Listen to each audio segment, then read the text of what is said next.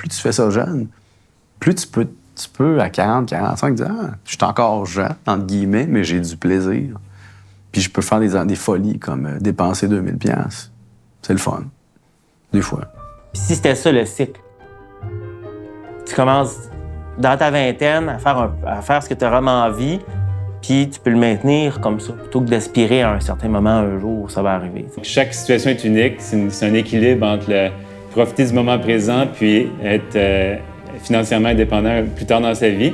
Mais c'est à chacun de voir quel est l'équilibre qui lui convient. Parce que si tu fais jamais rien, ben tu restes dans tes vieilles habitudes puis tu avanceras pas vers ta liberté, vers tes objectifs. Je trouve que c'est un peu comme la musique, un peu comme la cuisine. Ça prend du temps pour améliorer les choses. Ça prend du temps à consacrer pour mijoter et puis devenir quelque chose, devenir une œuvre d'art. Mais des fois, quand on met peut-être, on laisse miroiter que ça prend 15 % ou que ça prend 70 % de remplaçants de revenus à la retraite, on l'entend. Ça décourage des gens.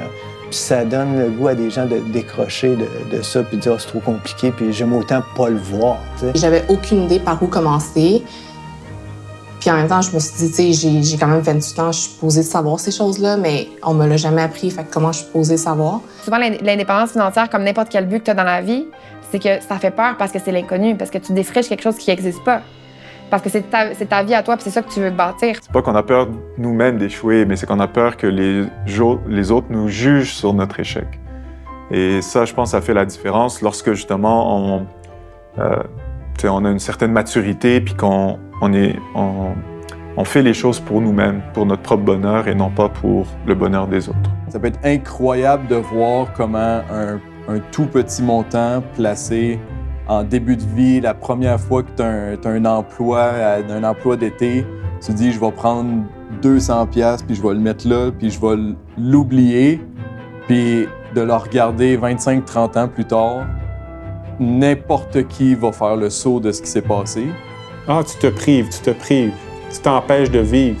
Mais non, je m'empêche pas de vivre. Moi, si ma mère, qui est en excellente santé d'ailleurs, si elle avait besoin de moi demain matin, moi, je vais prendre 6 mois de congé, là.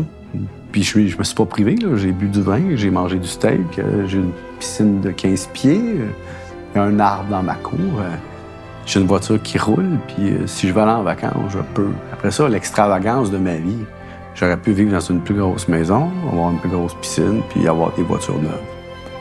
Se prendre en main, ça fait partie de ça aussi un peu, là, d'aller chercher des propres outils. Puis si t'es pourri en maths, c'est correct, tu peux te trouver un planificateur financier qui va le faire. Mais c'est pas lui qui va t'insuffler la philosophie derrière. T'sais.